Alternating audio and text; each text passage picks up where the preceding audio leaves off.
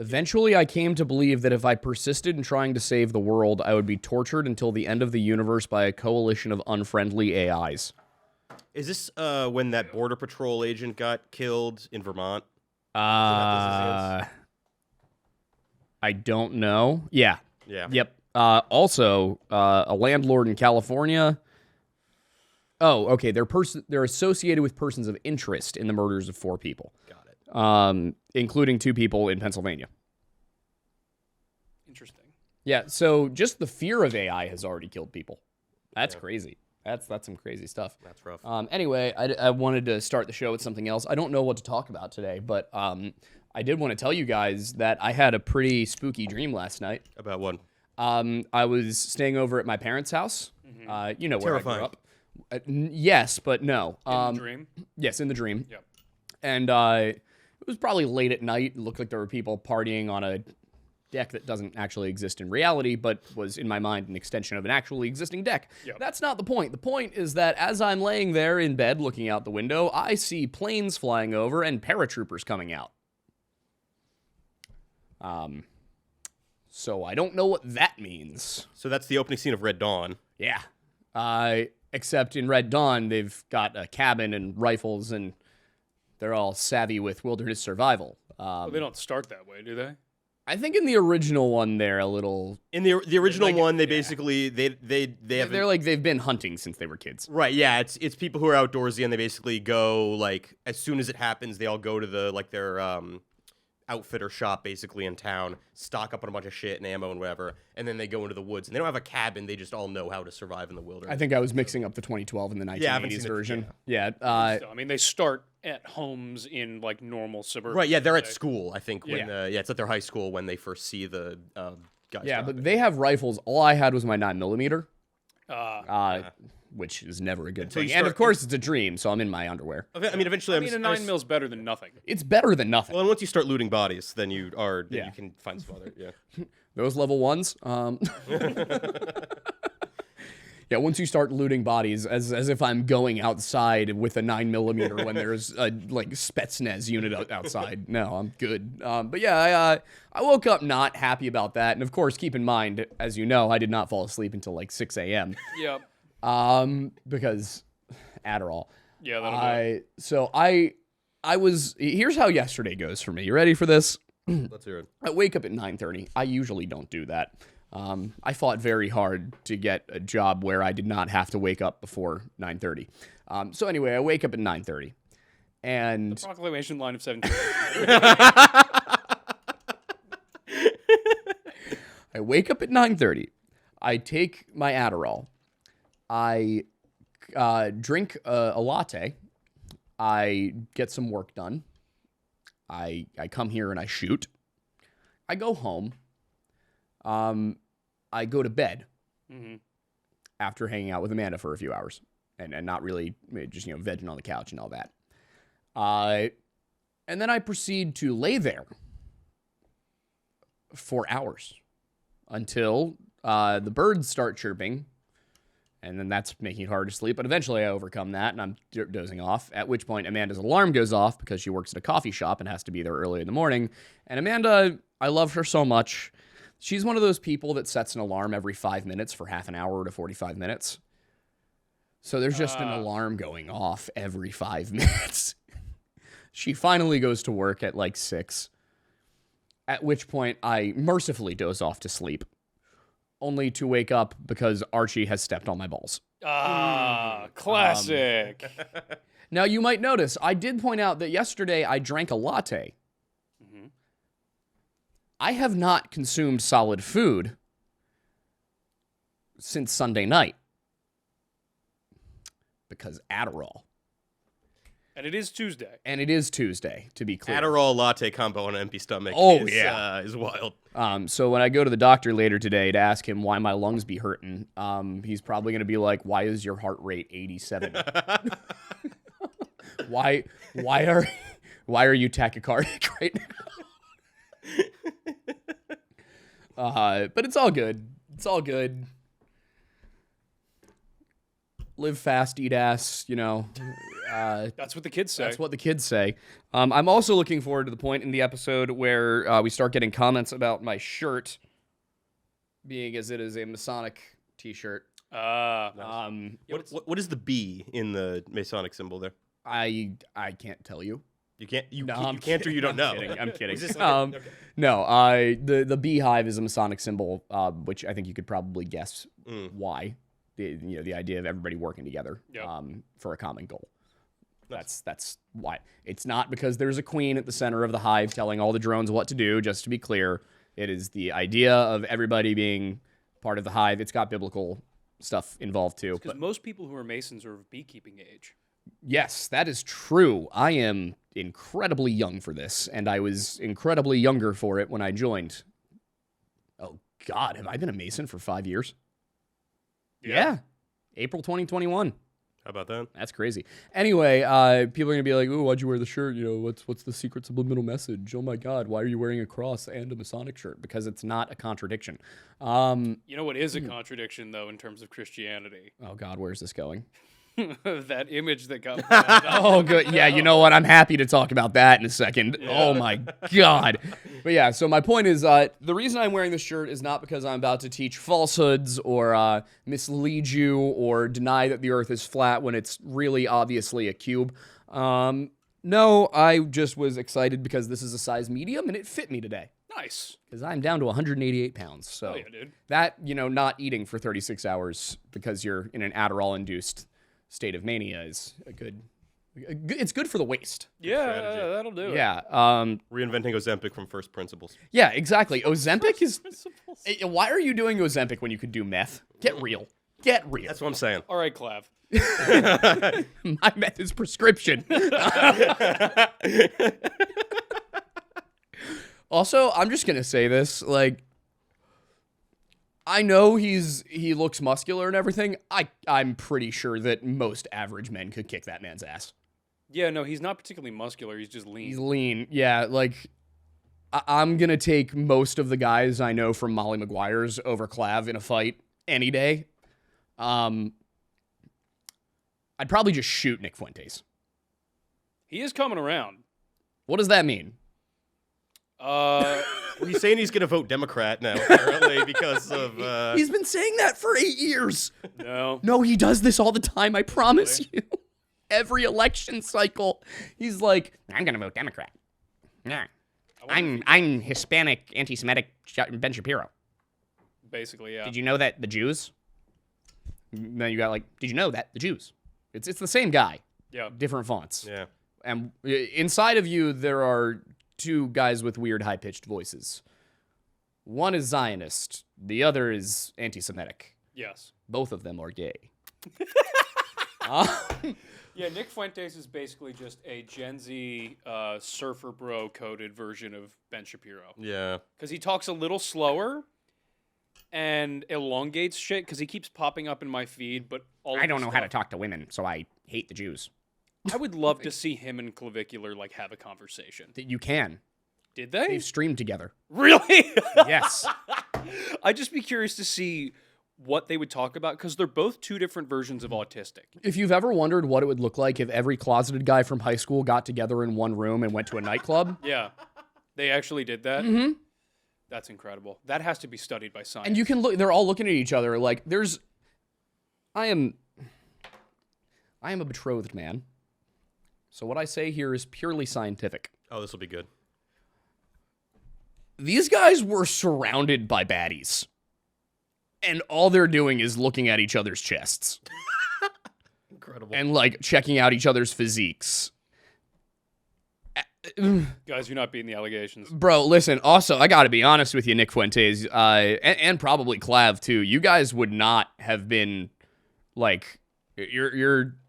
you're not the Julius Caesars here. You're the towel boys. You're the Roman bathhouse boys. That's what you are. Yeah, guys, the ones who picked on you in high school are the Julius Caesars, not to be mean. I agree, and don't get me wrong, I was picked on in high school. As was I. Oh, yes, I know, because I told somebody that you were one of my friends who went to school with Norman in college, and he was like, oh, I hate that guy. And I was like, that's rude. Yeah. That's mean. Nah. His reasons, we were both assholes in high school at times. Yeah. Like, The biggest problem is that we didn't realize it till yeah. later. But no, I got picked on for being small, for being a little itty bitty guy. I was 5 foot freshman year of high school. Then I grew to 5'6" by the end of freshman year of high school. Shit hurted my tendons in my feet. I had to get physical therapy. But yeah, I don't know how we got here. I had one idea. Right. I was talking about the Masonic shirt, and then you guys sidetracked me, and we ended up talking about twinks.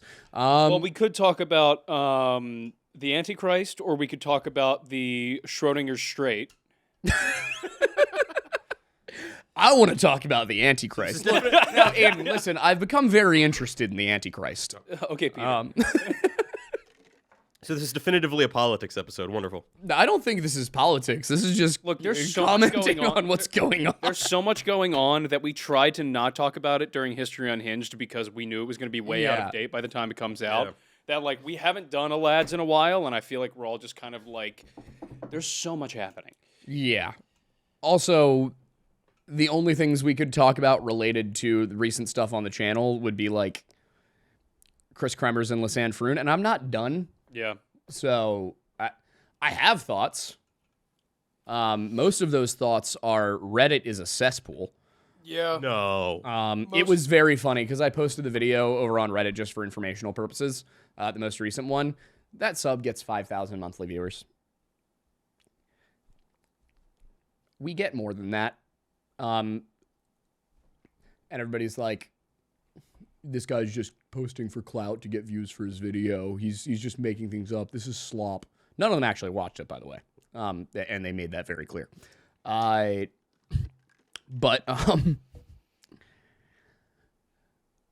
by the time they're all posting this and criticizing me and telling me my video is trash and nobody cares and, you know, I'm underinformed and uneducated and I don't want to have a discussion and I'm just making things up and I'm slandering people and all of that. By the time we start this conversation with the video having 20,000 views, we finish this conversation, the video has 150,000 views. The Reddit guys, even at that point, even as the video is ticking upwards, it's at like almost 300K now. They still won't watch it. What is it? What video is this? It's the Kris Kremers and Lisanne Froon Part 2. That they keep arguing with me and they keep telling me I'm wrong, but they refuse to watch the video even as it gets more and more traction. I'm like, dude, at a certain point, if you're that convinced I'm wrong and you think that I'm being irresponsible and you think it's the responsible thing to do to criticize me, at this point, the responsible thing to do is to watch the video. Yeah. So I'm like, I didn't post it here for that point, but you probably, by causing an argument about this, caused a lot more people from this sub to see the video. Also, so what congratulations. Also, what are these people contributing that they're on Nothing. a subreddit for an unsolved case and they're just sitting there anonymously shitting on anybody that tries to contribute to solving it? Nothing. That's the thing is Like, I have seen this with Jean-Benet. I have seen this with Sebastian Rogers. Now we're seeing it with Kris and Lisanne. There is a specific subset of people on Reddit who, no matter what the cold case is, are completely and totally unwilling to believe in foul play.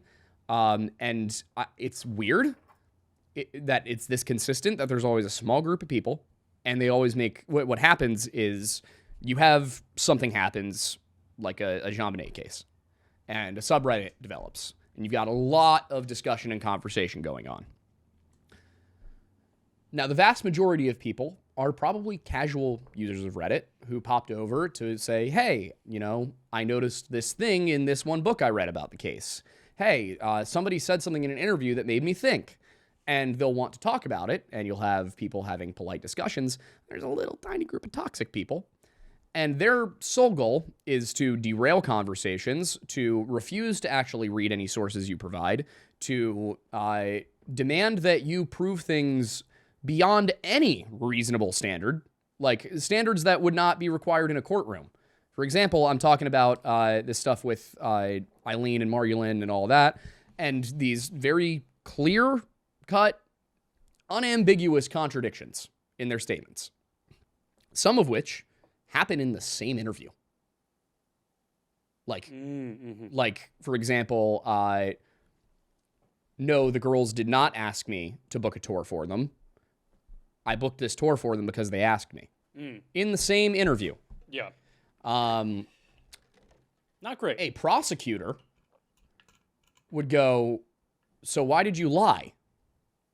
And if Eileen, and I'm not saying she's guilty. In fact, I think that Eileen was most likely just a, innocent bystander that ended up involved in something weird. And I think the reason that she kind of checked out was because she just freaked out about the situation, which is understandable. I think that she probably had other people telling her what to say and got spooked. And just was like, I'm in a foreign place with people I don't know and I don't trust, and I'm just going to say whatever it takes to get myself out of here. That's my opinion as to what her situation was. But a prosecutor is going to look at that and say, Eileen, why'd you lie? And if Eileen says, oh, I just forgot, a jury's not going to like that. Yeah, or at the very least, the prosecution can say your memory is unreliable. So, Yep. Yep. And if we can't trust what you said about this, how can we trust anything else you said? Like, lawyers are going to exploit things like that. Yep. That's their job. And this is, by the way, just one of a litany of these, many of which I pointed out in the most recent video on the case, but others I haven't even gotten to yet. So there are a lot of contradictions and situations where, frankly, where somebody couldn't have misremembered. I think my favorite of those is with Maria Elena Gonzalez, and you've got her and Marilyn, who are Marilyn is the Spanish by the River coordinator. Okay. Maria Elena is the director of the daycare the girls were supposed to work at, Guarderia Ora. Okay. And I'm trying my best with the pronunciations, but Spanish is not a strong suit for me. Anyway, Marilyn says that she, at the very least, she told Kris and Lisanne that all of this was booked months in advance. At the very least, she told, I don't know, I believe she spoke to police, but we don't have a copy of that affidavit. But she wrote a letter to Ingrid sometime between probably the 7th and the 9th of April 2014. Ingrid Lommers being the director of Spanish by the River. And it appears, based on the way the letter is constructed, that, or it's probably an email, gets referred to as a letter for some reason, but it appears that based on the way it was constructed, it was requested of her by Ingrid. Because she starts it off with, like, of course. So I think it's an email. And then she provides this timeline, and she says that on Friday, March 29th, Friday, March 29th, 2014, she had a phone call with Maria Elena where she confirmed that the girls would be starting Monday, and the only thing left to do was ask the girls what time they wanted to start on Monday. Now, they were supposed to tell her this the idea was that the reason this is weird is that Maria Elena says that she told Maria Elena she'd call her Monday morning to let her know what the girls wanted to do. But if the girls wanted to start Monday morning, that doesn't make any sense, because then you're calling and being like, hey, they're on their way. That's not heads up. It doesn't make sense. Why not just confirm it? Why not just say, hey, the girls are going to start in the afternoon this week. Hey, the girls are going to start in the morning this week. Like, do your job, man. Yeah. Anyway, she says that she has this call with Maria Elena, and she confirms everything but the start time on Friday the 29th. When the girls go into work on Monday the 31st, no, Friday the 28th. When the girls go into work on Monday the 31st, Maria tells them she doesn't have work for them that week. And it's sort of unclear what happened here, because things Maria says later don't totally line up with what Kris and Lisanne say she said, but also Kris and Lisanne didn't speak Spanish very well. So she said no próxima semana, which from my understanding means like no next week. Or not until next week. Or I don't speak Panamanian Spanish. I barely understand Castilian Spanish. I could maybe get to the bathroom or a restaurant. The two things you need to do. Other than that, I'm just going to speak English and pray.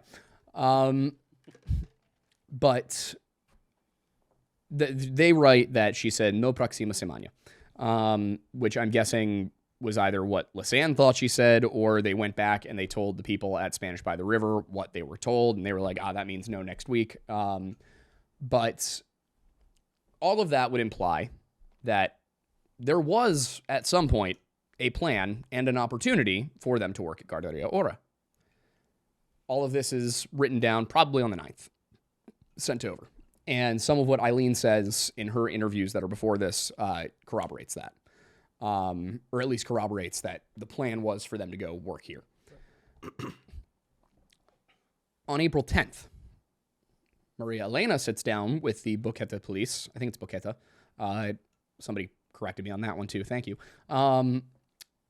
Sits down with the police, and she tells the police that she hasn't had volunteers for 3 years, that she doesn't offer volunteering at her daycare at all,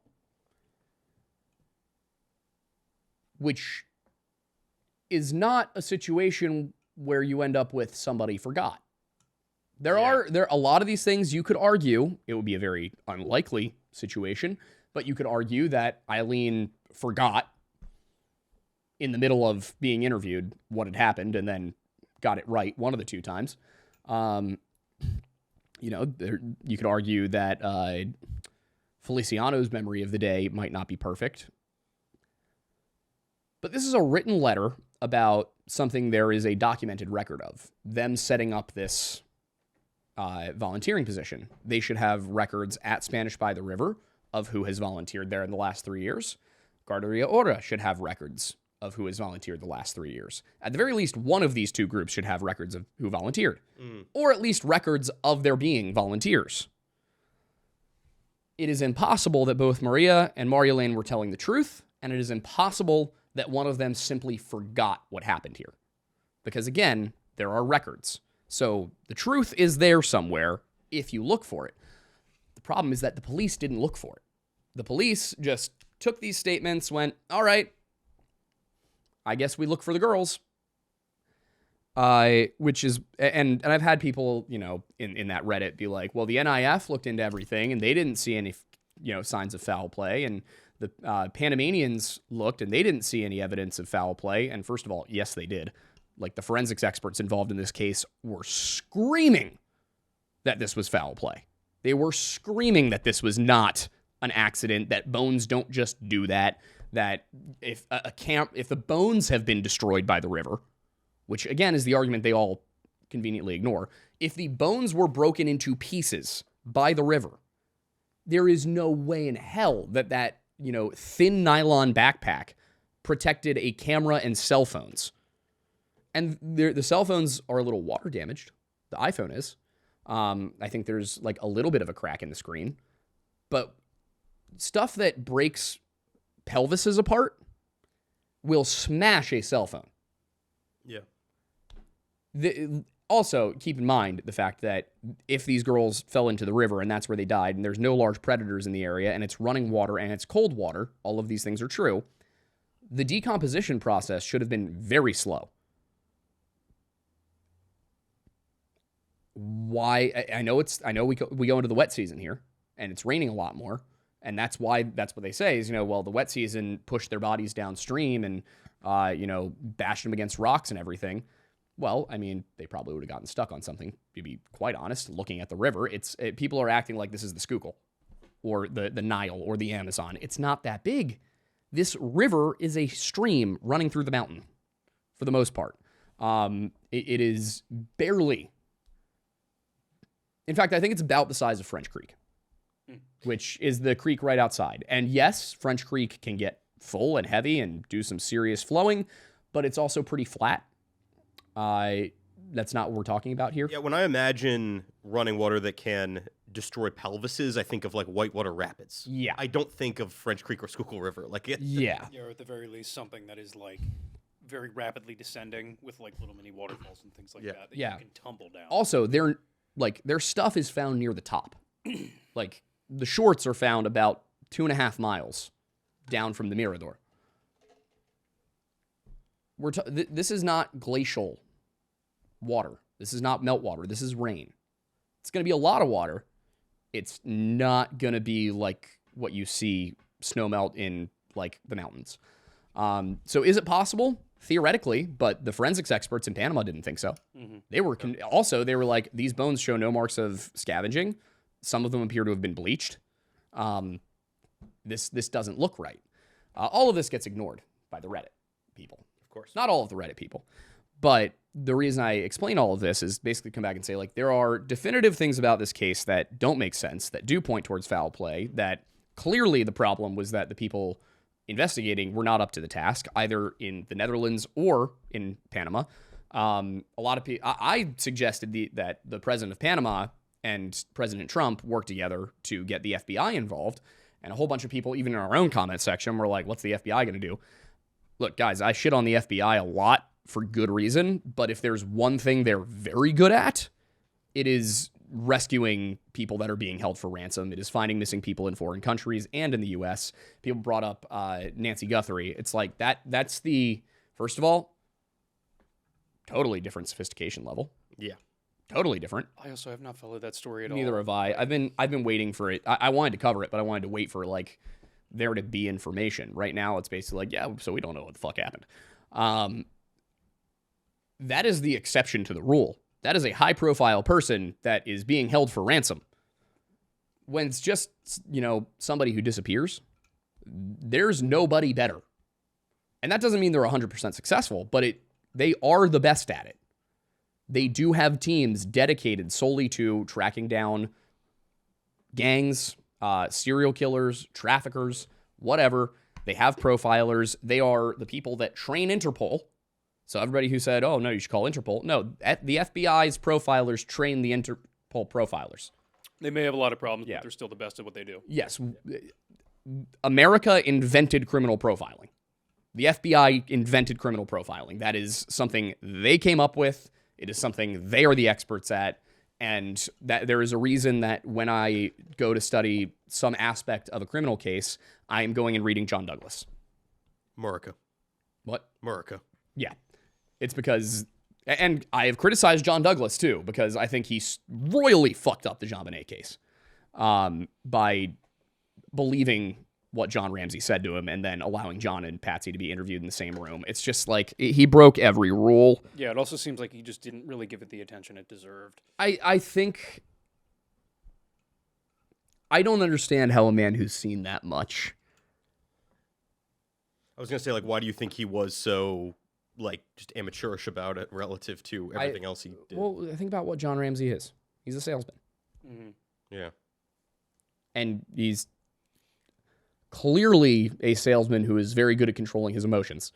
I'm honestly, if I sat down and I had a conversation with John Ramsey and I didn't have 30 years of detective work built up to look at, if I'm sitting down with John Ramsey in 1997 and I sit there across from him as he tells me about how sad he is about what happened to his daughter and how all he wants is to find her killer, I'm probably going to believe him.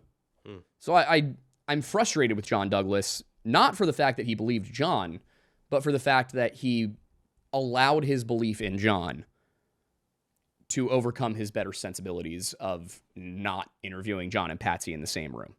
Like he should have done each interview independently. Mm-hmm. I mean, I feel like... And that's because, personally, I would like to believe that he didn't just take a bribe, which is possible. But and this is another one. This is what I mean, is you look at the JonBenet case, it's the same kind of thing with the Reddit stuff, where I present, either Maria or Maria Elena must have lied.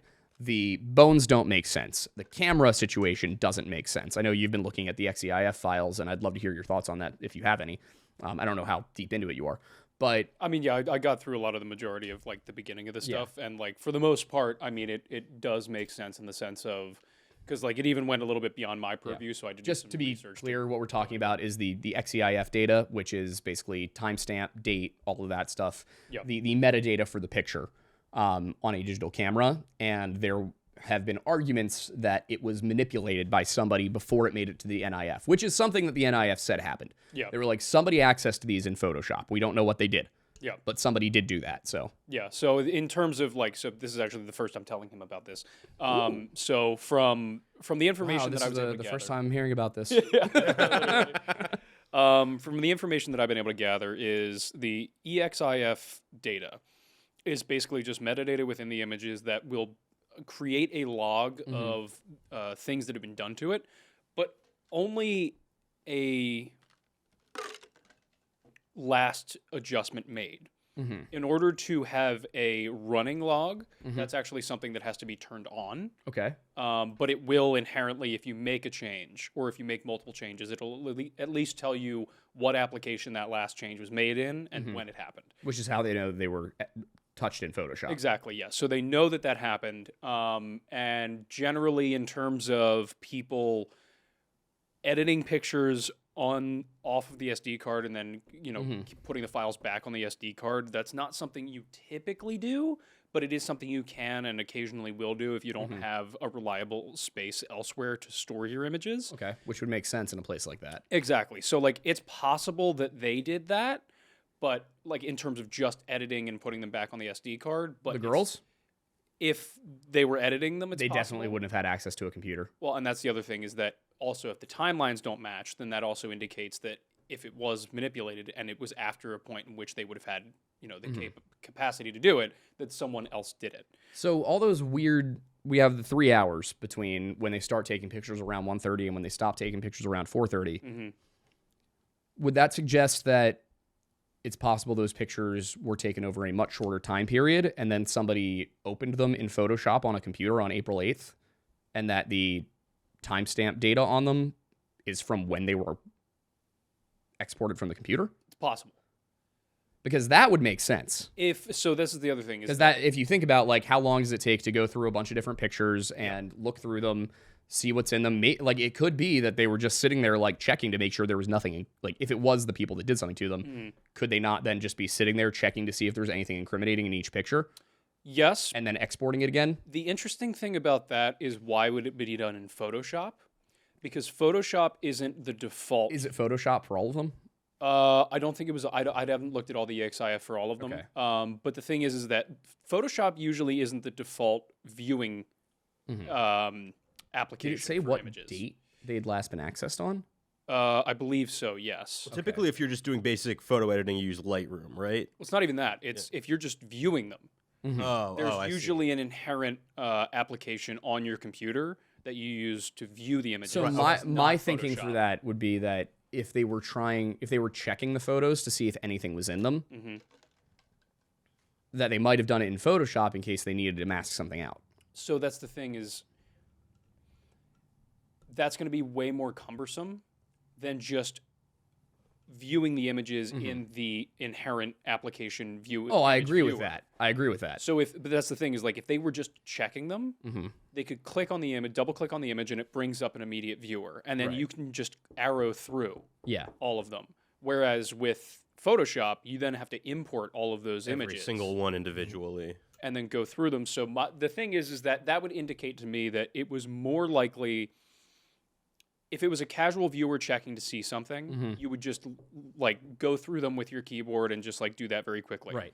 That would indicate to me that it is more likely that those images were edited in Photoshop, not just viewed in Photoshop.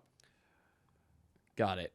It would be an unusual. I mean, I do want to make sure we confirm what the actual date on those is, because if it's not April 8th, then it wasn't. Then it was probably the Panamanian Police. Yeah. Being stupid.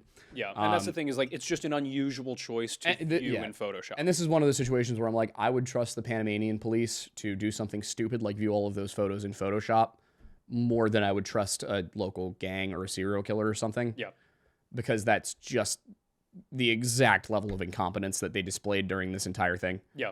And yeah, that is also in terms of like your question about the date and time. If that's the last thing that's shown, it probably is the Photoshop element. That's probably the last time. If somebody was going to go through and try to tamper with the images to remove evidence of One other thing really quickly. It should also retain the capture date though. Yeah. So it'll have the capture date and the last view date. So maybe the capture date is April 8th and the last view date is June 17th, because I remember June 17th being in there as a date that one of the photos was accessed. Yeah. So that's probably what it is. Can you adjust the capture date? No.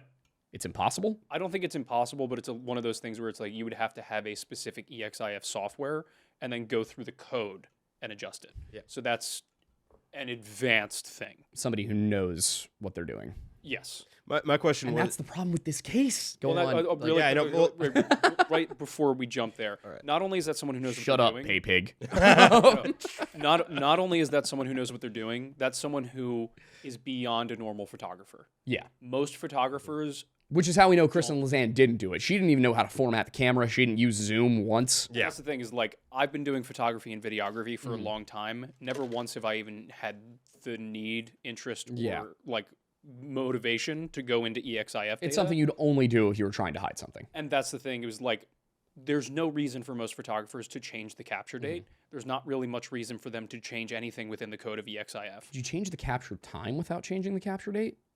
Possibly, but again, that's Right, yeah. really It would be a advanced, similar and process, That's yeah. also just really niche knowledge.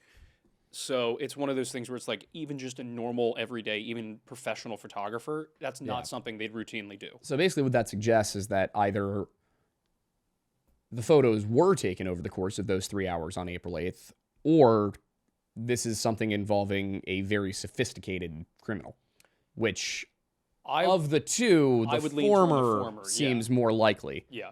Because, again, the only way I see it being something that advanced is if you're dealing with a cartel.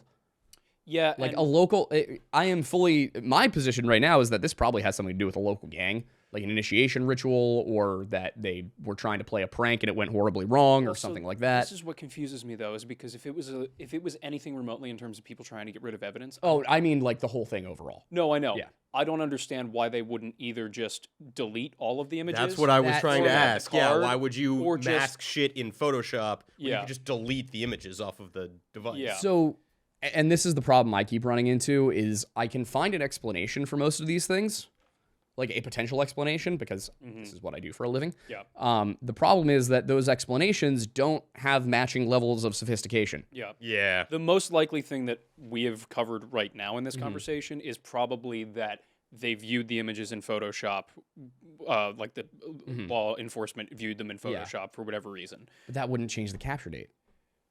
No. So if the capture date is April 8th, I mean, would it be possible? What if they, is it possible to take the photos off of the SD card, recreate them, and then edit everything digitally? Like copy them and then put them back onto the camera? I think if you copy it, that's what would also show Also, up in so the metadata. remind I me- do also want to point out that the NFI didn't record what Wi-Fi networks they connected to, Remind me didn't the give issue about details April about 8th. what. Remind me the issue about April 8th. Why is that a problem? Because there are no pictures taken on that camera from April 1st through April 8th, and at that point they would have been in the forest alone without food or water for a full week. Or food or a reliable source of clean drinking water, and they didn't have anything to boil water with either. Yeah. Where was the camera found? It was found in the backpack, And the backpack was in the river. yeah. Yeah. But just want to reiterate, the backpack was found in the river with a working digital camera inside of it. Yeah. I a mean, digital camera that Didn't have water damage. I'm Well- not. It's hard. Again, they did not do a very good job Do you know of what the- recording any information here. do you know what the model of camera It was a Canon PowerShot SX270, Okay. I think. I do not believe it's particularly waterproof. No, I It looks- wouldn't think it so. If it's appears to be a pretty consumer-grade basic- Canon, it's not. It's gonna not be- even like consumer. It's like a base model. Yeah. Well, so that's the thing is like, It doesn't especially even with have GPS. Like the model up from it has GPS. Okay. Yes, that's not going to have any advanced. It Kind of doesn't have protection on geolocation for where it. your pictures Yeah. are. Yeah. They do look almost identical. Mhm. It's just the internals that are different on those two cameras. But yeah, it's questionable. But the weird part is that they go a full week in the forest without recording, without taking any pictures on their cell phones or their camera, without trying to text anybody, without Yeah. writing in their notes app. They, from I believe April 5th onwards, only turn on the phone, and not even long enough for it to fully load the operating system. Yeah. They turn it on and immediately turn it off at around the same time every day. Like, and what I mean by that is sometime between like 8 and 11 in the morning, and then sometime between 3 and 6 in the afternoon. I don't mean that it's like 3:40 p.m. every day. Like somebody got out of school and was like, got to turn on the phone. Right, but if it's that fast, it's not like, oh, I'm checking my messages twice a day. Exactly. It's like they just turn on and right back off.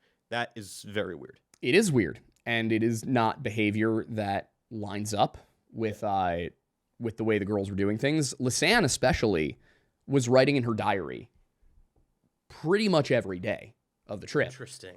The idea that she had a phone on her and did not write down anything about what happened is strange. Yeah. I would say maybe it's possible that she did, and they've never released that information. But if that's the case, there must be a reason they didn't release that information, and that reason would probably be that they're covering something up. Well, I was going to say, like... And that's the other thing is I think people are getting way too conspiratorial about the whole thing. Yeah. I think that's the problem with the foul play side is it's like, this doesn't make sense for a serial killer. No. Because this is I mean, there was another death in 2018, I think. Maybe 2016 or 2017. Catherine Johansson, I think, who was an American. And this is where I think possibly you can get the FBI involved without Panama's consent. Right. If you really want to. I don't think you need to, but the FBI can get involved in that and start looking into that. And if that leads to this, then, oh, look, now the FBI is involved. Would you put it past, like, you find it possible that if it's local gangs, they could have just bribed the Panamanian police? Oh, absolutely. That's something that I think would happen in that. Yeah, that could absolutely have happened. That would explain just some of the mystifying decisions. Where it gets weird is the fact that the federal level prosecutor didn't pursue anything either, even though her forensics teams were begging her to. Yeah. There are some interesting things. The former president of Panama has a ranch there, and that ranch is along the route they took. But if I'm not mistaken, it's on the Boqueta side, not on the Alto Romero side. So that doesn't necessarily mean anything. Explain that geography to me. What do you mean by the different sides? Well, there's the Continental Ridge. The Continental Divide. Basically, think about the Rocky Mountains. Right. Denver's on the east side. Salt Lake City's on the west side. Correct. Boquete, Salt Lake City. Okay. Yeah. And then Alto Romero's on the other side. Is Denver. On the eastern side. Yes. Okay. Got it. That is one way to put it. Yeah. It's not perfectly accurate. Is that something that would have been? I don't know who edits these. It's one of you, right? It'll be me today. Okay, you can go get the map from the Lore Lodge My Maps file if you want, and that'll have everything on it, so we can show people what we're talking about. And is that like traversable? Like they could have? Yeah. Those two. Oh yeah, no, that's what they did. The people, the natives in particular, the Nagobe people, they do that all the time. Anytime, like they will go to sell goods in Boqueta, they'll go to shop there, and they will hike this trail, which is it's a pretty long way. I think it's like 12 miles between Boqueta and Alto Romero through the jungle. So it's not that they could not have ended up on the side with the former president's ranch. It's just that doesn't line up with where that doesn't line up with where their last picture is taken or where they're found.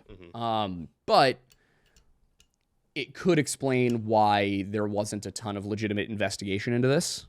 That could have been that the former president's like, I don't like how close this is to my land. They're like, keep this under the rug. Keep this anywhere but my land. Yeah. I don't necessarily think that is what happened, but it's important to consider that, when powerful people are involved. But Feliciano is also a very powerful landowner, and he employs a lot of the Nagobe people in Alto Romero.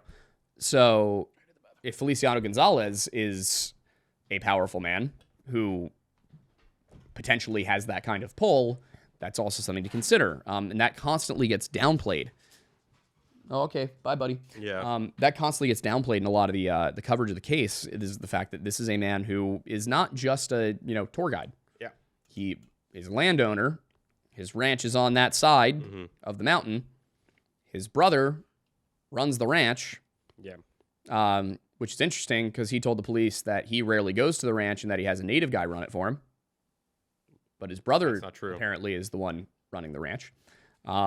I may have some details wrong there, but that's how I understand it currently, which is questionable. Yeah. It was a couple of Nagobe from Alto Romero who found the backpack, who work for Feliciano. Yeah. And those two Nagobe people told the reporters that they had to have a town council meeting to decide if anybody was allowed to talk to the reporters. Okay. So this is the thing that frustrates me is at the current moment, I don't think that you could take this into a courtroom and prove that any one particular person committed a crime. Right. Because the investigation hasn't been because the done investigation thoroughly. never really happened. Yeah. And that is why what I'm advocating for is further investigation. And I think that that's the thing that a bunch of the people on Reddit didn't bother to really pay attention to is I wasn't saying, hey, put this guy in jail.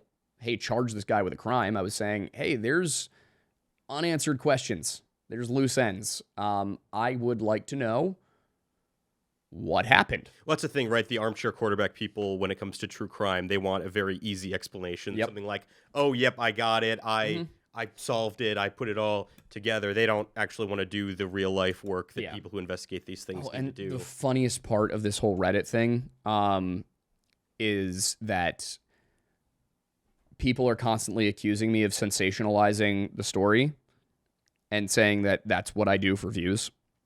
And I'm sitting back looking at these like, oh, you have no idea who I am. You have no idea who you're talking to. Ever watched a Lore Lodge video? Yeah, like, dude, I am 9 times out of 10, I am saying this person made a stupid decision and got lost. I just spent yesterday writing and shooting a video about how the reasons most people get lost in the woods or in the wilderness in general, usually the reason is that person made a bad decision. Yeah. It's almost certainly never Bigfoot. Yeah, you're the first to kind of demystify a lot of things and I wouldn't say I'm the first, but I think that we're probably one of the biggest channels doing that. Yeah. Missing Enigma is better than me. Nick does better. Nick does a better job than I do. I tell myself that it's because he has more time between videos, but I think he's just a little bit more autistic than I am. Fair. I think he's just got me beat.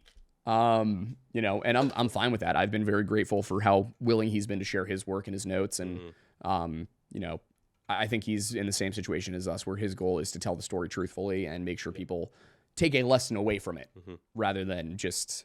Because that's the thing you guys need to understand. We could get a lot more views around here if we did start sensationalizing things. We really could. We really could. Oh, it is painful to look around and see what some channels are doing and see that they're even just like the paranormal shit or the stuff that I've started to see a lot of like Minimans like debunking shorts and just the shit that like people post about like semi-unearthed sites. It make no sense at all. Yep. Oh yeah, this mountain looks like a snake, so it's a dead snake covered in sediment. Like what are you talking about? You can get views for this? When you don't understand anything, everything looks like a conspiracy. Yeah. I mean, it's the same kind of thing as science is basically magic. Yeah. A sufficiently advanced technology is functionally magic to people who don't understand it. Right. I mean, imagine if we went, there's a 4chan post or a meme about this, but imagine if you went back to like the Middle Ages and told them that you have rocks that conduct lightning and that creates pictures. Yeah. Well, I mean, you even think about you think about like plagues, right? Like people who hadn't discovered germ theory yet thought it was like a punishment from God. That was supernatural in nature. So that's overblown. Is it now? They understood the concept of they understood that illness could be transmitted. Okay. And that it like there was a belief that the plague as a whole was a punishment. The idea that individual people thought that like people who were not sinful would be spared is not really real. Okay. That's a lot of Victorian edition. But that's why the doctors walked around wearing those masks that were filled with flowers was because what they understood, okay, if a healthy person is near a sick person, that healthy person sometimes becomes sick. They just didn't know mechanically how does that happen. To be fair, there were some reasons to think that it could have something to do with being righteous versus sinful because monks weren't frequently getting the plague because of their isolation. But we know that they understood how leprosy was something that could spread because they created leper colonies where they were basically like, we don't know how to treat this, so we're going to put you guys over there.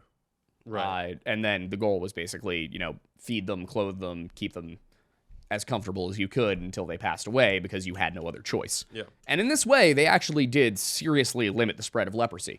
Interesting. Yeah. And that was all the church. Fun fact, the church was the only group doing medicine for like 1,000 years in Europe. So I had an idea. Can I finish my thing about what was I talking about?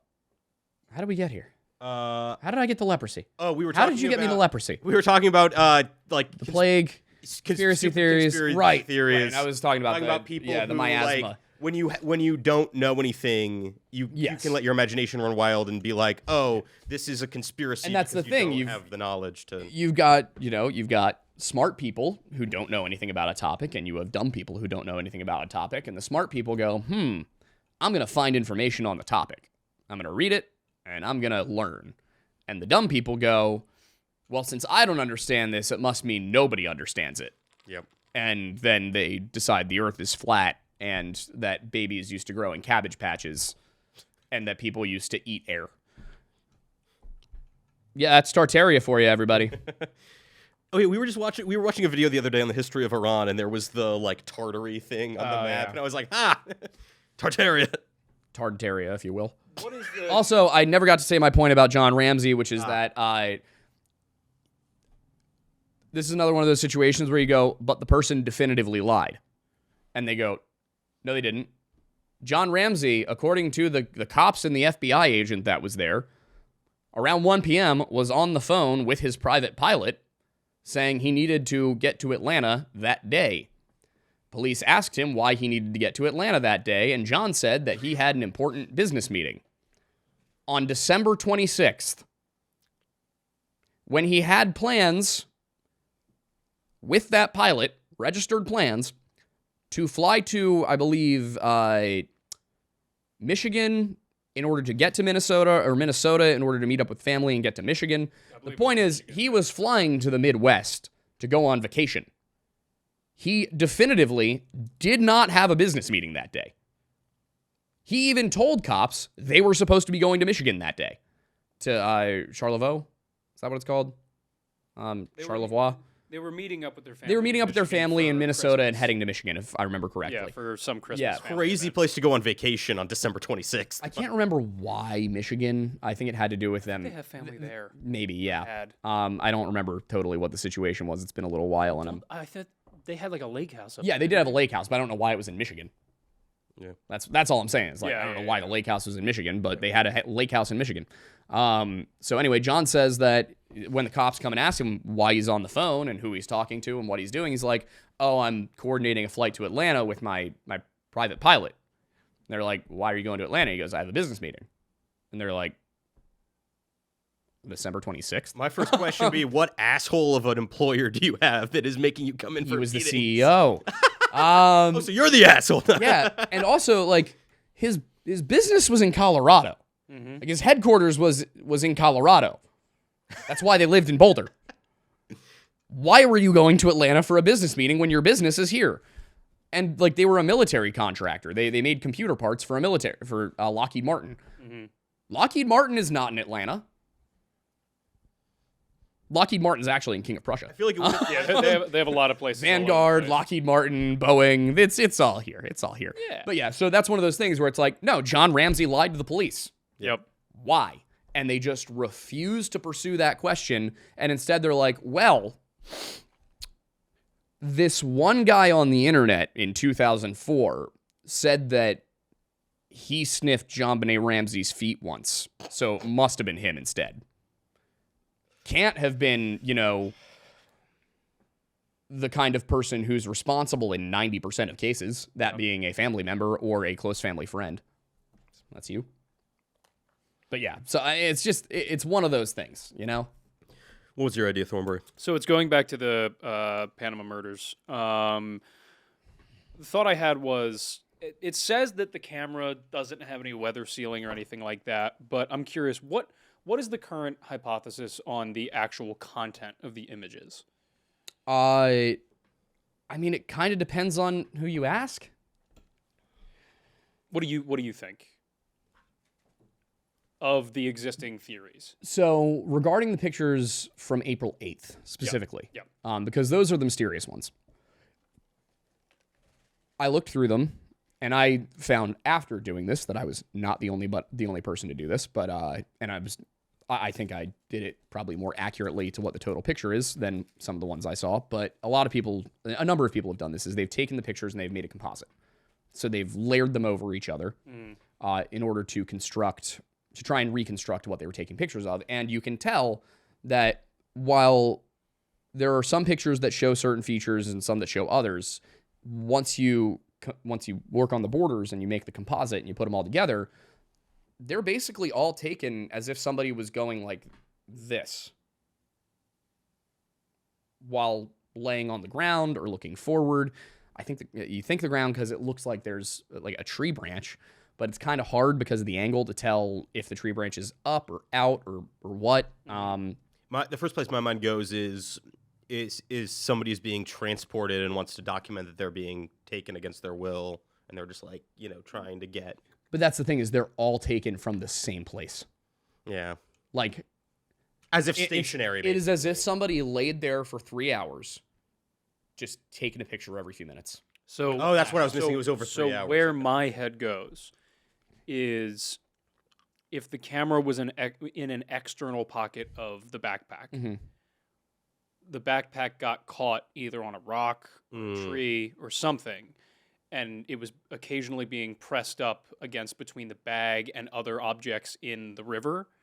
And it was then, because the camera was facing up, it was taking pictures due to it being pressed up against things in that little outcropping that was hitting the So top a rock's portion. hitting the shutter or something. The rock's hitting like the button to take pictures and stuff. And that's my out of the guess. box thinking, but Yeah. I mean,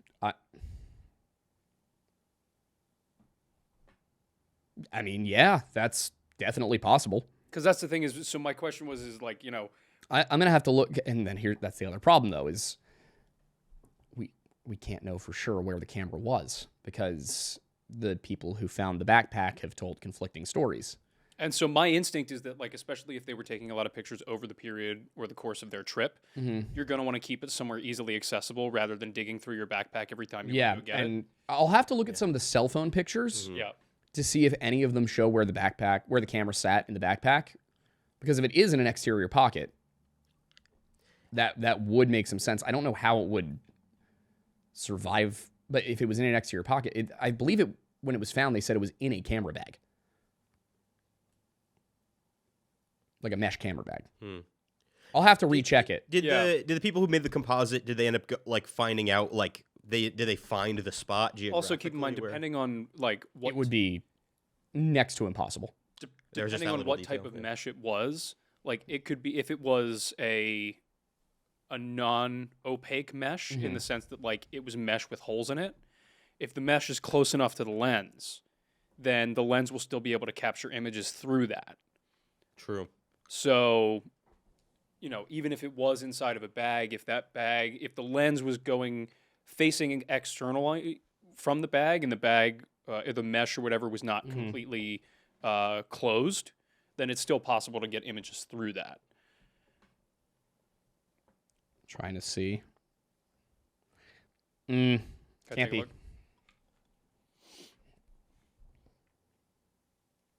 That's the other thing, is it looks like somebody put something there, like an SOS.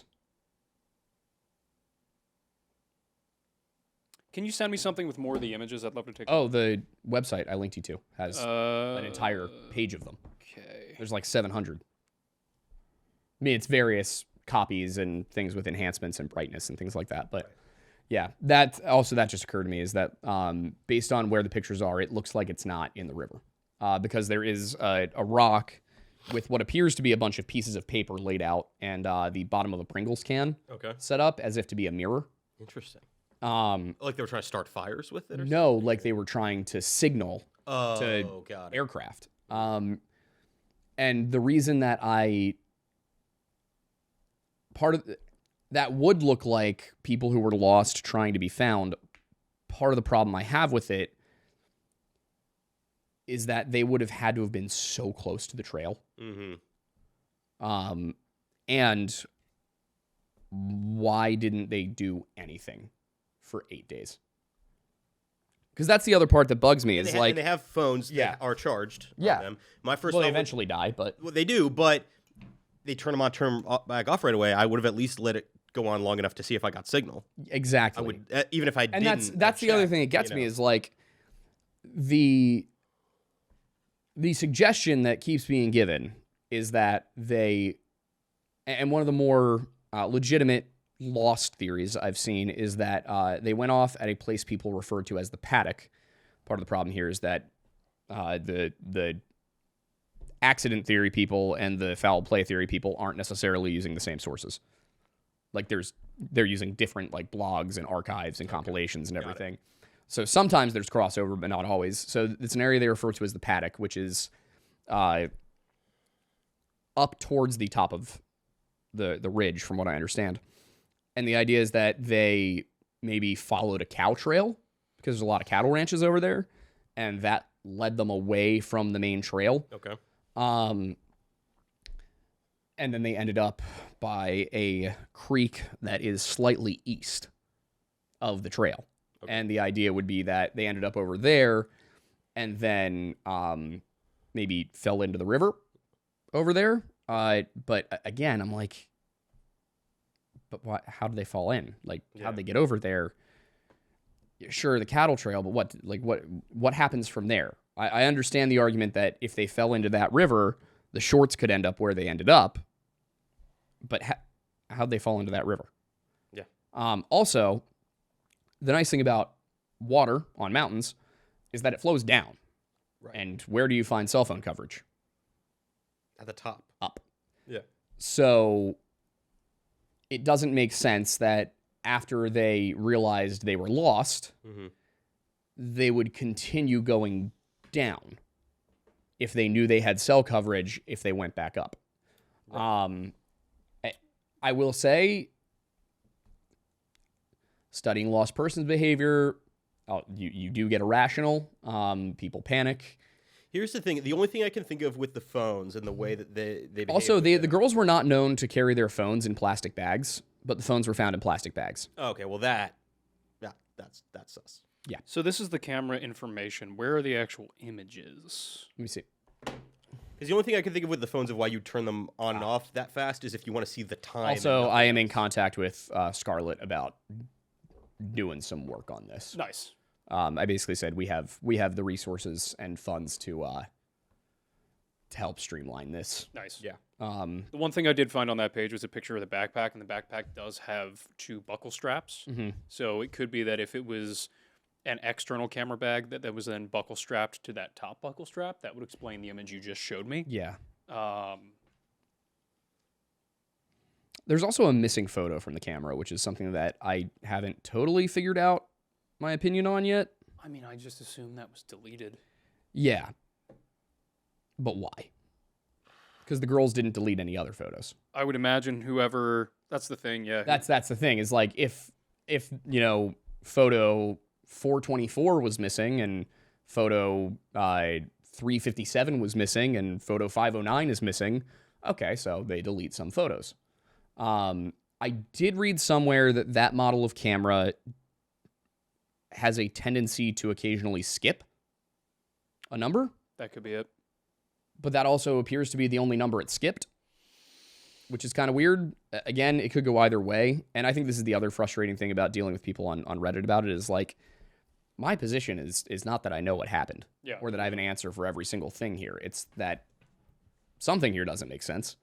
And if things don't make sense, then we probably don't have enough information to come to a conclusion. Right. But let me see. Why can't I find... is that it? Part 3. There we go. That's how this one's got all the photos. All right, cool. Just scroll down. Yeah, but what I was saying though is the only thing I can think of with the phones turning them on and off like that is like if you just want to see the time and nothing else. But why do they need to know the time? Yeah. Is that something that could be like somebody panicking? They're just like, oh my god, I need to know what time it is. I'm freaking the fuck out. That's the thing is like, the only reason you're going to need to know what time it is if you're expecting something at a certain time. Right, but Also, the phones turn on at similar times each day. Yeah, well, I guess which is fair because they get close enough that they're like they know Yeah. generally what time of day it is. So the part that bothers me is like, why didn't they turn around and go back up? I've seen some people who are like, when people get lost, they have a tendency to just keep going. And I'm like, what are you talking about? And they know, as far as we know, they know their relationship to the trail geographically, right? What do you mean? Like they know where the trail is from their position, would you say? Who? The girls. I'm confused about the question. Like, because you're saying, why don't they just go back up? Like, yeah. Well, that's the thing. They know how to get back to the trail from where they are. That's the part that might be difficult. But the thing there is, there are two behaviors you'd expect. Yeah. One of them is that they will try and get altitude in order to use their phones. Right. The other is that they will follow water downstream. Mm-hmm.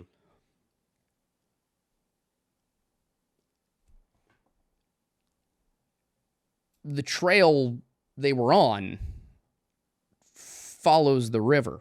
Right. Why would they leave the trail following the river to go deeper into the woods towards another river? I don't know. And the thing is, like, you expect them to do one of two things. You expect them to either go back up or to follow a waterway down. You do not expect them to leave the main trail following a cow trail, which, like, the trail is pretty... The media oversells how rugged this area is. It is rugged, and this trail is a footpath that has been carved by water and feet. Right. But it's pretty distinct, for the most part, from the offshoots that I've seen in pictures and videos. Right. So if they're following the river away from the trail to this other river, if they they wouldn't be following the river away from the trail. They would be leaving the trail and the river to go deeper into the woods. So cow trail, the trail, and the river, and then the cow trail goes off. And that's what you would expect, yeah. Interesting. And I'll show you. Let me see if I can pull up a map of this really quick, to let you know what we're dealing with here, because it is strange. Aiden, you good over there? Yeah, I'm just looking at all the images. All right, this is loading so slow.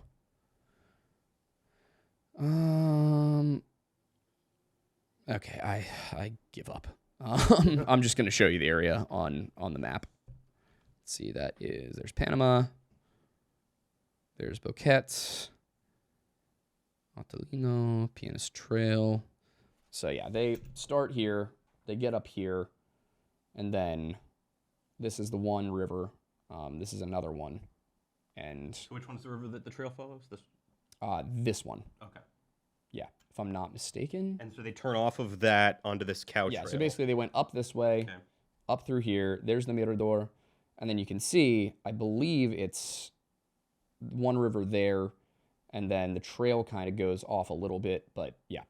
Interesting. So if the cow trail is something that is like visually very clear, it seems weird to me that they couldn't figure out how to retrace their steps. And that's the other thing is like they went onto a cow trail, but then lost the cow trail. And at any point, they knew they had cell phone service at the Mirador. Right. So we have to assume that for some reason they thought they couldn't get back up there. Yeah, that just doesn't... Because they had no reason to think that continuing forward was going to bring them anywhere. Right. They knew there was a village out there somewhere. Yeah. But even that village is 2 miles from the river. So it's... My thought just, go back where they came and... Yeah. So the rational thing would have been to go back the way they came from. The question is, why didn't they? At what point did they realize they were lost? Yeah. They make a 911 call at around 4 p.m. What? So that image, do you see that thing on the side of their backpack? Vaguely. Looks like a bag of some sort. So that might be the camera bag. Oh. Yeah, that's what I first thought. Yeah, it could be. So that's kind of my guess. I couldn't find anything else that had anything clearer. I don't know what camera bag supposedly they had. I couldn't find any other images of it that would supposedly show what it looks like. But that looks like a separate bag that's attached via a strap to the main bag.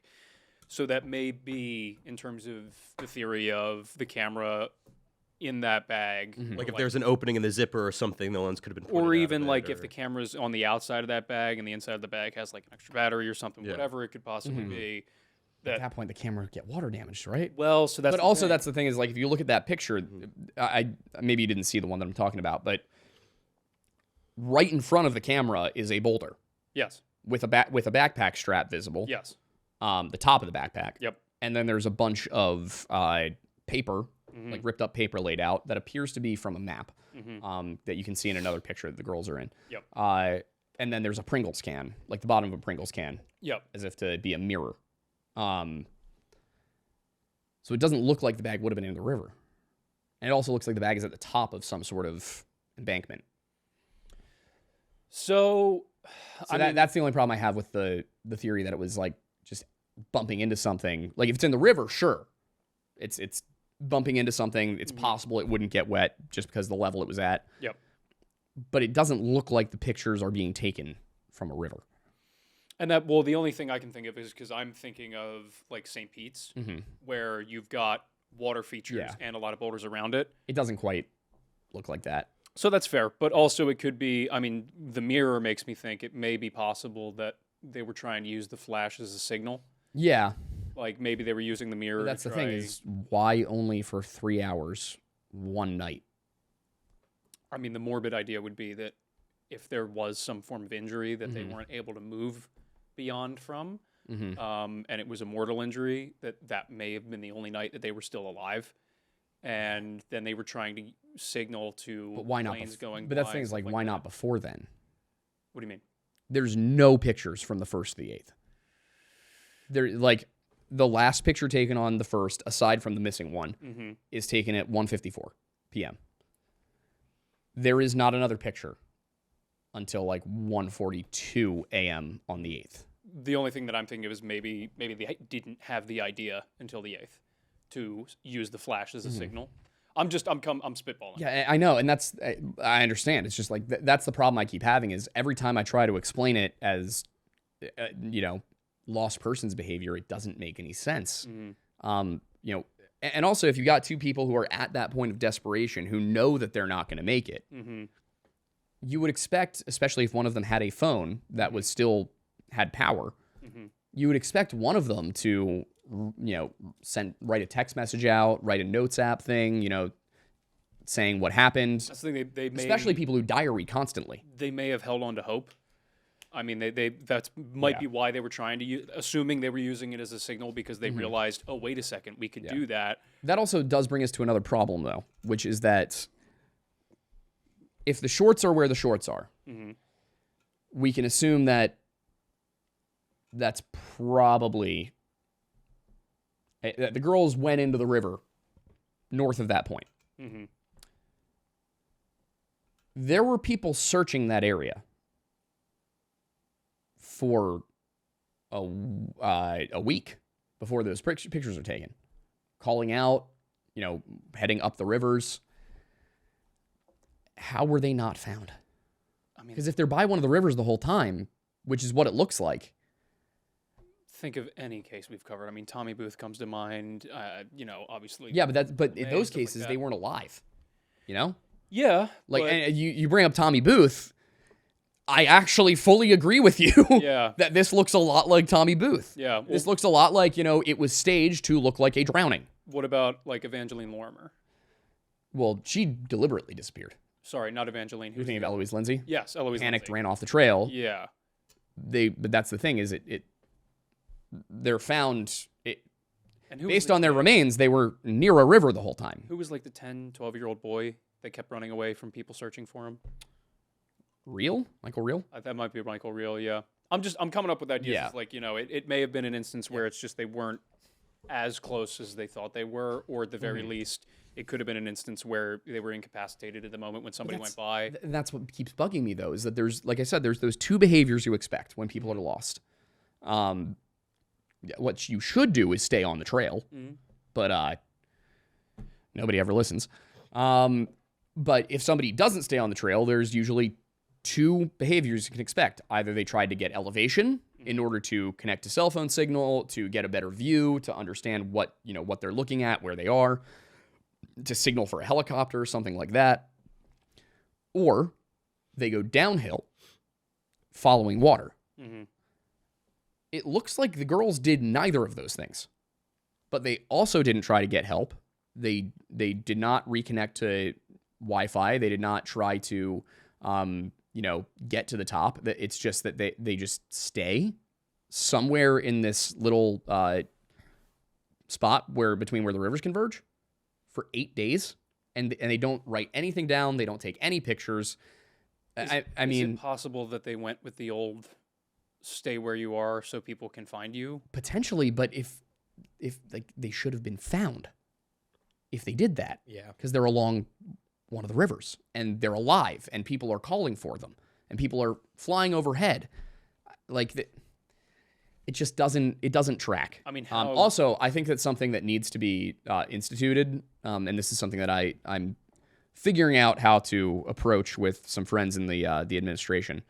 I think that we need mobile task forces, probably regional, like fast response teams that can be on the ground in any national park in 3 hours, or any wilderness area, but probably use the national parks as baseline.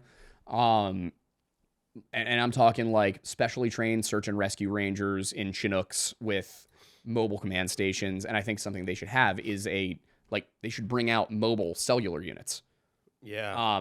So that if somebody is missing and that person has a phone and they're in a dead zone, suddenly they're not in a dead zone. Mm-hmm. And I don't know precisely how that would work, but I am positive it's possible. Yeah, I mean, you could you could use a satellite uplink. Either that, or you could put a repeater on like the bottom of a helicopter. And yeah, you could send up a hot air balloon. Yeah.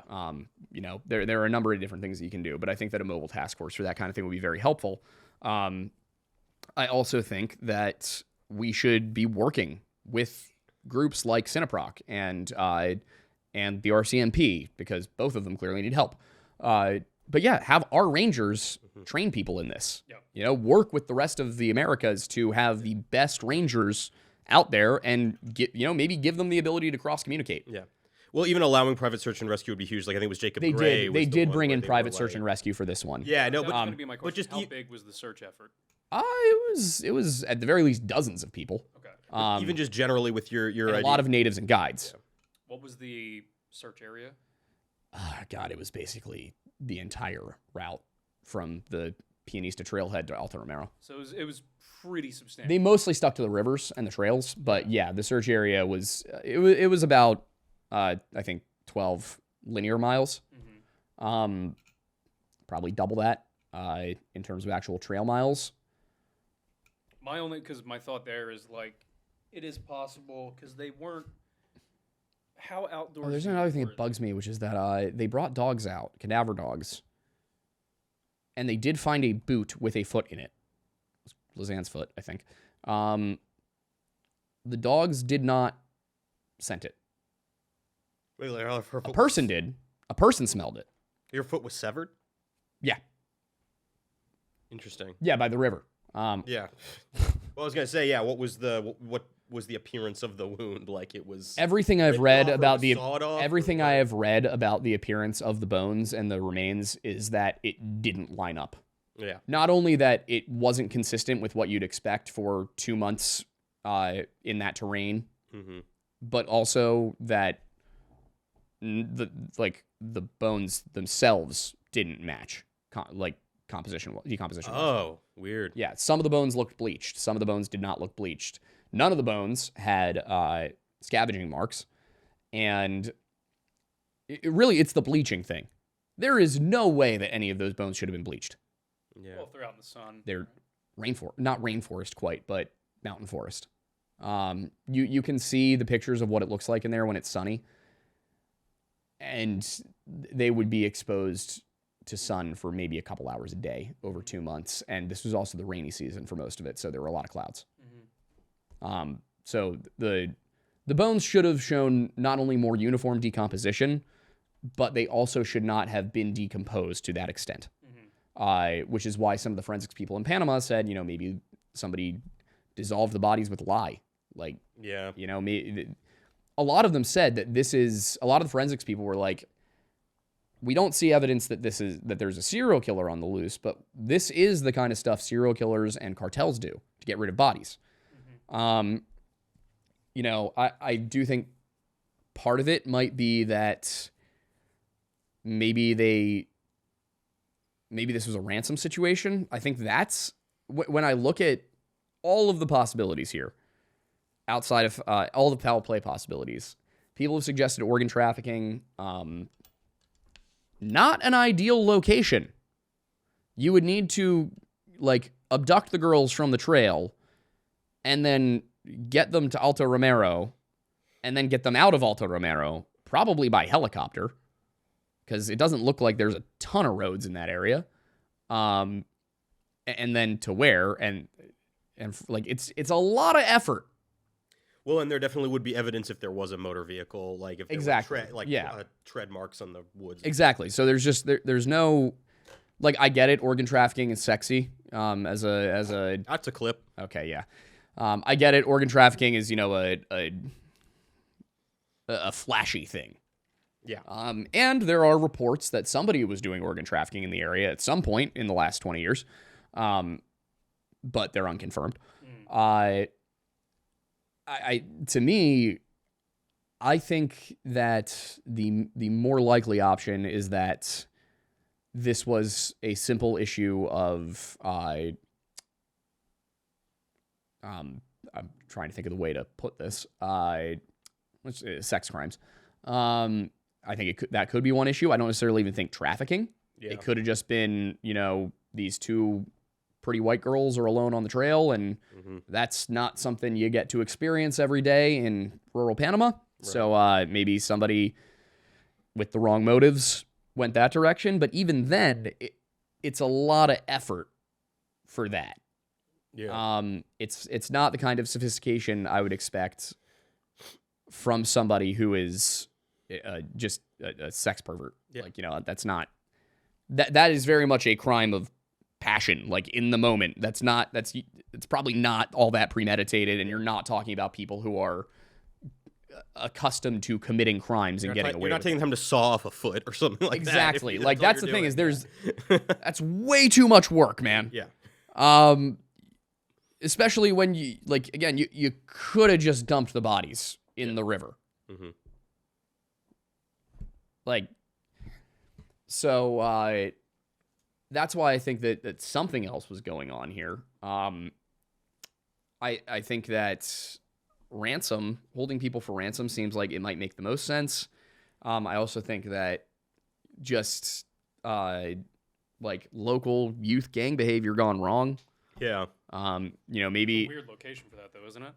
Not if you are Henry Gonzalez, Feliciano Gonzalez's son, and the alleged leader of a little local gang.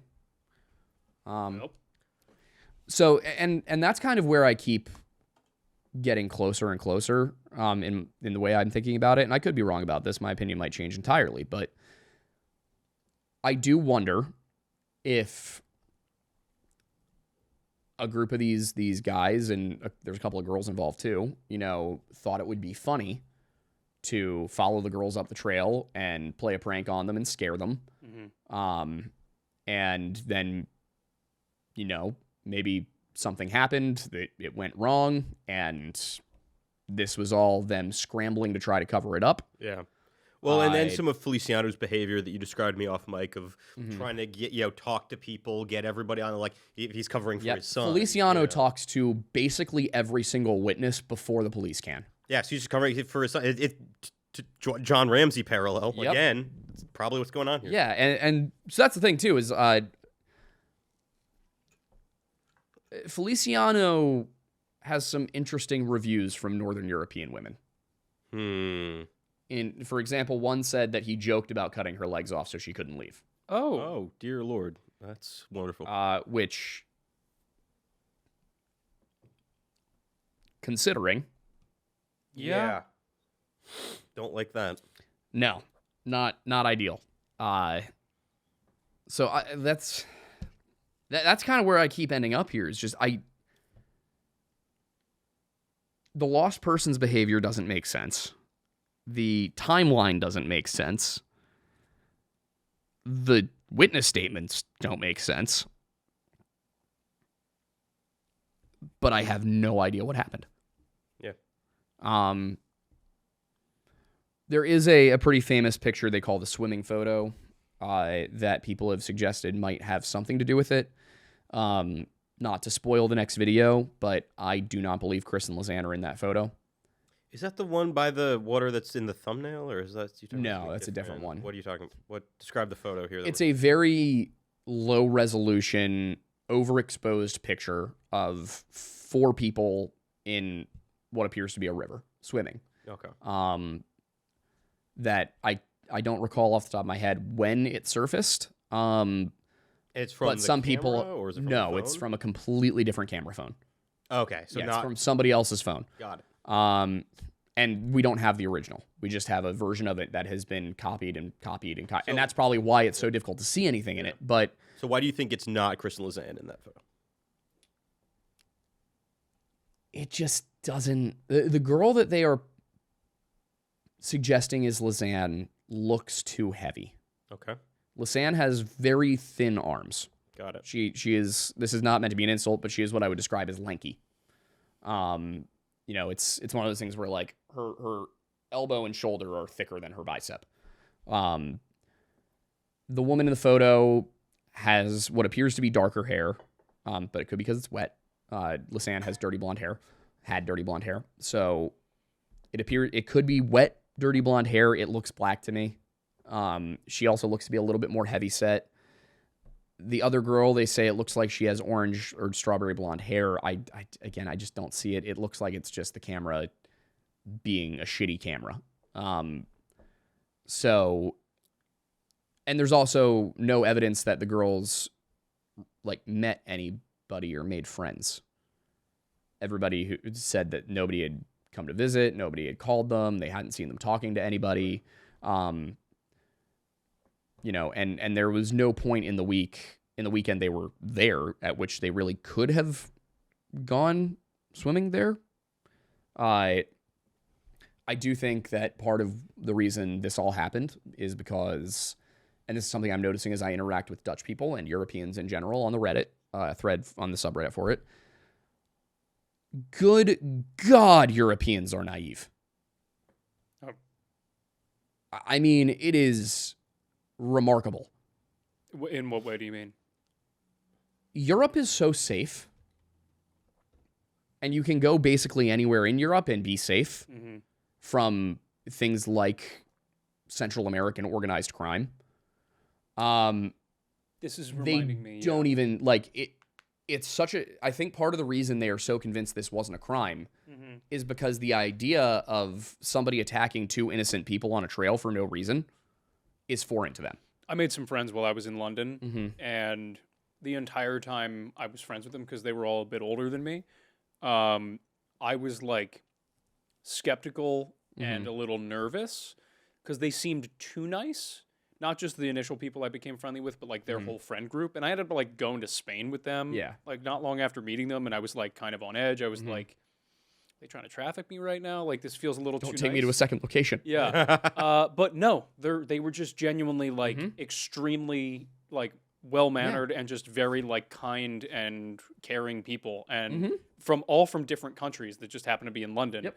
And I was like, is this normal for y'all? I have noticed that Europeans seem to do 2 things. One, they significantly overestimate how dangerous the United States of America is. Yeah. If you stay out of certain neighborhoods in a few cities, we are one of the safest countries on earth. If you are a European traveling here, the rate of criminals committing acts against strangers outside of a few specific areas, it's extremely low. You are unbelievably unlikely to be the victim of a crime here as long as you don't go to Kensington or South Chicago or the wrong street in Baltimore. But they will overestimate the danger of the United States and underestimate the danger of Central America.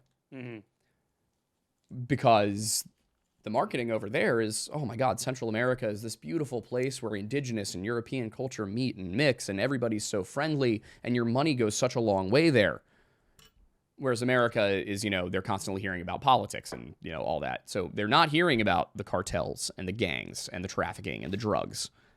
They're hearing about the pretty hikes in Panama. Yeah. Whereas Americans, if you ask us, like, hey, if you're a European, you're like, you know what, I want to go visit Mexico. Is that a good idea? Americans are going to tell you if you stay on the resort. Yep. If you go to Mexico City with a Mexican person and trust them, and they keep you out of the dangerous parts. Like, Mexico there are horror stories about people leaving the resort and being kidnapped by a cartel. Mm-hmm. And it's not an infrequent thing. Mm-hmm. Mexico is an incredibly dangerous country. It's also incredibly beautiful. There are phenomenal people there. But the situation the government has with the cartels is that the cartels kind of run the government, or at the very least, the government won't touch them. So you don't want to go outside of the areas that are recommended to you as a tourist. And the rest of Central America should be seen the same way. I mean, it is a place that does not have the law enforcement infrastructure, the wealth. Like, it is a beautiful place. I would never tell somebody, don't go to Costa Rica, don't go to Panama, but keep your wits about you. It's the same thing as, like, if you come here, I would also tell you, don't go to Camden, New Jersey. Like, don't go to... Camden has gotten a lot better in recent years. It's getting better, but don't go to Camden, New Jersey. Don't go to Kensington. Don't go to El Paso. Don't go to Kensington. Don't go anywhere on Girard Avenue in Philadelphia. Yeah. The more you learn about Central and South America, the more you understand why they want to come here. Yeah. Now, wild glow up, El Salvador. El Salvador used to be one of the most dangerous countries in the world, and now it's like the safest place in Central America. Really? Nayib Bukele is not playing around with crime. Well, it's like, he basically was like, if you are affiliated with any of these gangs, life in prison. If you have the tattoos for that gang, life in prison. Wow. It is harsh. I would not necessarily advocate for that strategy here. Right. But goddamn, has it worked. Yeah. The homicide rate in El Salvador is next to nothing at this point. Well, apparently, Vatican, on the other hand, soft on crime. Apparently the Pope is soft on crime. Oh, the Pope is soft as hell, man. Yes? We're about done. I would wait. We're about to wrap up the show, I think. Yeah, we're at an hour 30. Yeah, I cannot believe we managed to talk about Kris and Lisanne the whole time. Yeah. We stayed on topic. I'm on Adderall. Well, we got off topic a little bit here and there. A little bit, yeah. But so anyway, I mean, I guess the point I'm trying to make with this whole show is I did not appreciate that dream. Yeah. But yeah, that's how it is. It seemed weird. It seemed like a forewarning of things to come. I've had dreams where the dream came true later, and this had the same vibes, and I do not appreciate that. Oof. So yeah, maybe the Mormons were right.